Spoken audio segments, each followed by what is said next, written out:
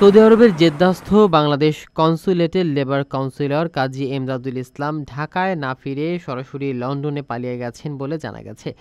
৩০ June তিনি release order গ্রহণ করেন। সরকারি নিয়ম অনুযায়ী রিলিজ নেয়ার ৬ দিনের মধ্যে ঢাকায় সশরীরে যোগদান করার বাধ্যকতা থাকলেও তিনি তা না করে গোপনে যোগদানপত্র পাঠিয়ে দেন। বিশ্বস্ত সূত্রে জানা যায়, তিনি প্রবাসী কল্যাণ ও বৈদেশিক কর্মসংস্থান মন্ত্রণালয়ের শীর্ষ কর্মকর্তাদের সহযোগিতায় নিয়ম ভঙ্গ করে যোগদান কার্যক্রম সম্পন্ন করেছেন। উপসচিব মাকসুদা খন্দকার বিষয়টি গোপনীয়ভাবে দ্রুত নিষ্পত্তি করেন এবং জনপ্রশাসন মন্ত্রণালয় ন্যস্ত করার প্রক্রিয়া সম্পন্ন করেন। জেদ্দা কনস্যুলেটের একটি সূত্র জানায়, কনসাল জেনারেল মিয়া মোহাম্মদ মইনুল কবিরের সহায়তায় কাজী এমদাদুল ইসলাম লন্ডনে চলে যান।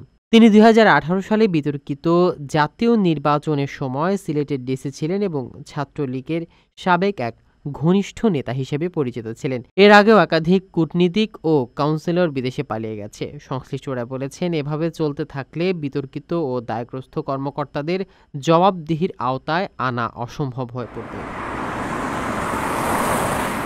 আপনার স্বপ্নগুলো আকাশ ছুবে প্রবাসীর হেলিকপ্টারের মাধ্যমে। বিয়ে, জন্মদিন অথবা যে কোনো বিশেষ প্রয়োজনে হেলিকপ্টার ভাড়া করতে যোগাযোগ করুন স্ক্রিনে দেয়া নাম্বারে। প্রবাসীর হেলিকপ্টার, নিরাপদ ও সাশ্রয়ী বাহনের বিশ্বস্ত নাম।